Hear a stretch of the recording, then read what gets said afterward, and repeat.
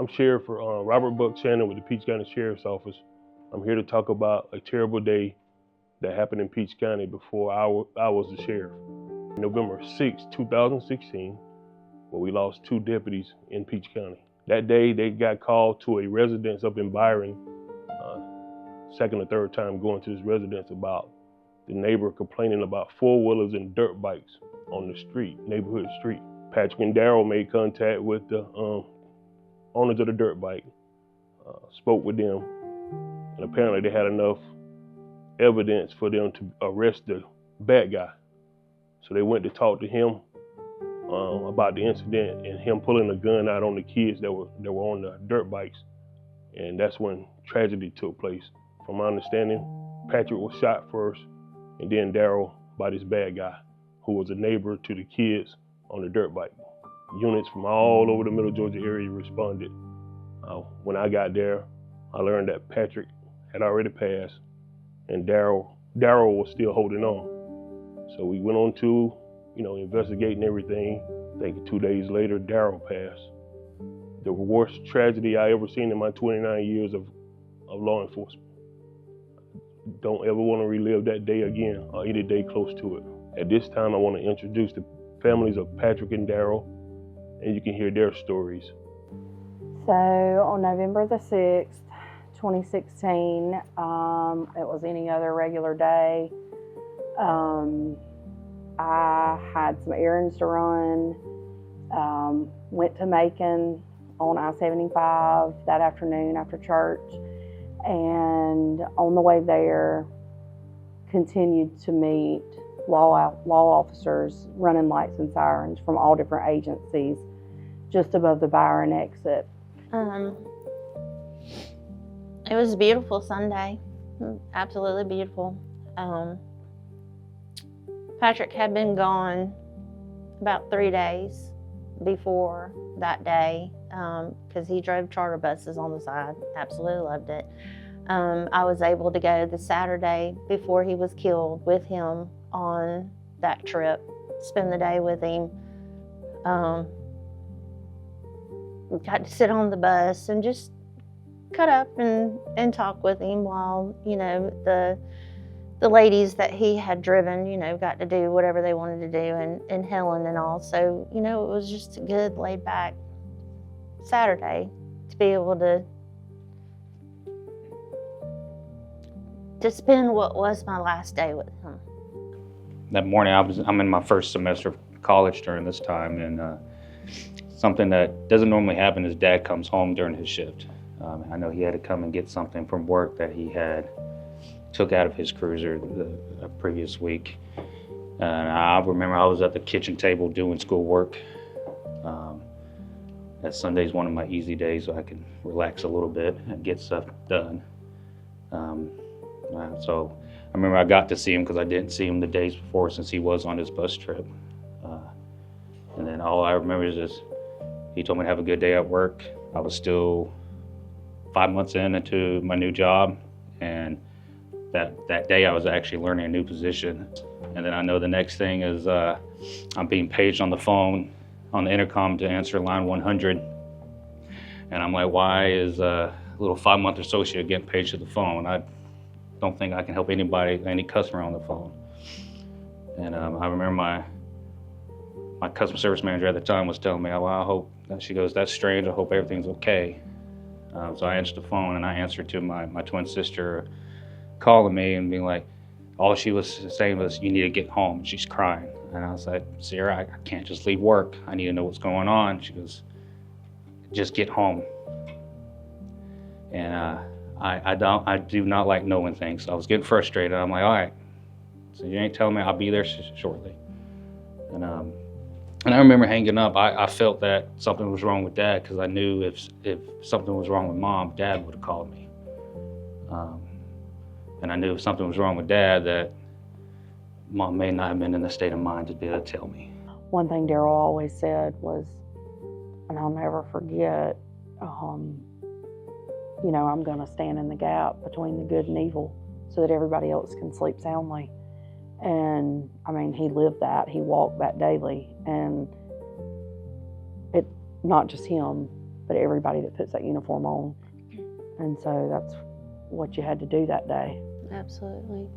You know, Patrick, you know, he was gone on the one trip, and he got home that Friday night, but earlier that Friday he had called me, and there had been a fatality shooting in Florida, and they had the funeral on TV, and I was watching it. I was bawling, you know, and he was like, Momo is what he called me. He's like, Momo, what's wrong? You know, and I told him I was watching the funeral of this deputy and all, and, you know, I told him, you know, I can't imagine what his wife and his family's going through.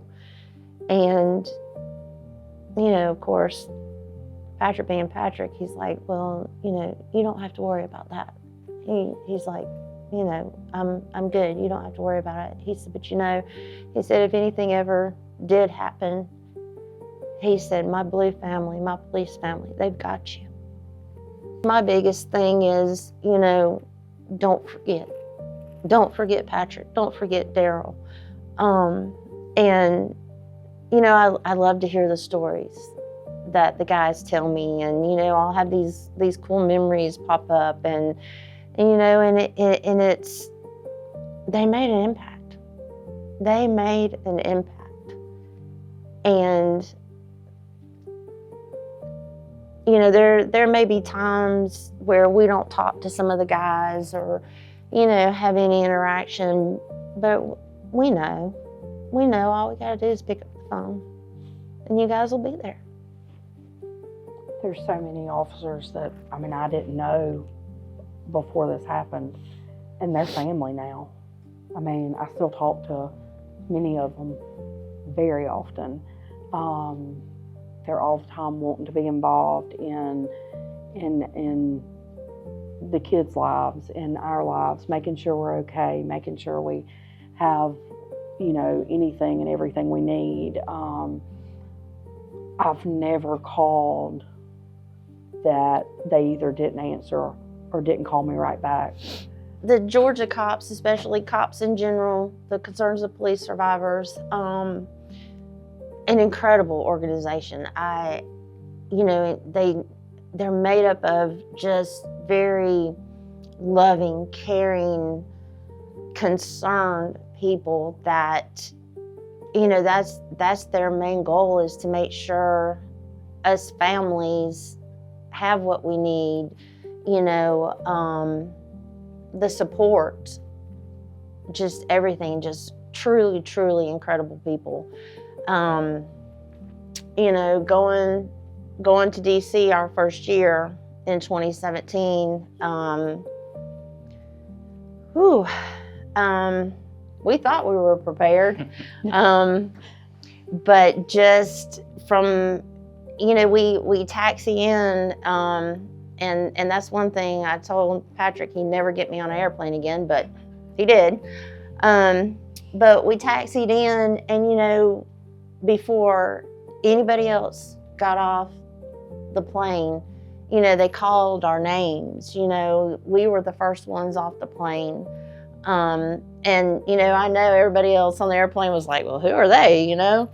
But just from stepping off the plane and just seeing cops from all over the United States just lined up waiting on us, you know, it was just, golly, it's hard to come up with the words, because, you know, we at that moment, we were stars. You know, I guess that's the closest we'll ever feel to, you know, something like that. But, and, you know, they literally took us by the arms and they asked us, hey, were we okay? Did we need anything? They led us to get our luggage, you know, made sure we were on the right shuttles to where we needed to go. It was just crazy experience. And, you know, we even got motorcycle police escort to the hotel, and the minute we stepped off the shuttle, you know, it started all over again. We wanted for nothing. I mean, you know, they were just everywhere. We were surrounded, you know, and just to know that they all came together to make sure we were okay when it was such a terrible reason why we had to be there, you know. But they just went above and beyond. I mean, the cops were there from, you know, Roger Parker. That man, he definitely has a very special place in my heart. You know, we wanted for nothing. It was just awe-inspiring. It's crazy to I don't even have the words, honestly, as to how it made us feel. It helped. We were just 6 months, you know, after everything that has happened, and I know being just here in our small little middle Georgia, you know, we kind of felt, at least I did, felt alone that, you know, we're the only ones going through such a hard time, and going to DC, and unfortunately seeing how many other families across the nation that was going through something very similar to us just kind of made it feel more, not that we weren't as alone, not saying that while we were here that we were left alone, but just knowing that there was just so many more, kind of helped me at least feel, you know, it's not just us. There's so many of us that do understand what we're going through, and just for them to all be there to help us get through those stages, or at least the first couple stages of how we were feeling, you know, that really helped a lot. And I know being able to see all the different events and police, you know, that just kind of, it made us really see how big the Blue family really was. And to that, I would say, I mean, that was my experience as well. Being here in Middle Georgia, we had people at any beck and call we had, but there wasn't very many that had lived through, from the family side, what we were going through. And, you know, right after everything happened, of course there was a lot of things going on, and it was busy, and we had to be here, and we had to do this, and but as we got further and further away from that day, we had to figure out what every day looked like. And then 6 months afterwards, we're in DC, and we're surrounded by all these people who have lived the same thing that we're living. And so to see that you're not alone from that side, and to be given that opportunity, and to see how many officers, how many people are willing to show respect to the officers and what they were willing to sacrifice is, I mean, it's jaw-dropping. I mean, we were just in awe. I'm Clay Williams with the Blue Knights, Georgia Chapter 12. You've just heard from the family members of 2 heroes and from the sheriff of Peach County, discussing how this tragic event impacted them, and letting you know what it means to the families to be able to have an organization such as COPS, Concerns of Police Survivors, and all that they do for them, and for officers that are still in the agencies and working today. That is one of the reasons we put on the 6th annual Central Georgia Police Memorial Ride, and would like to invite everyone out to come help us celebrate these officers and these families, and support the Concerns of Police Survivors.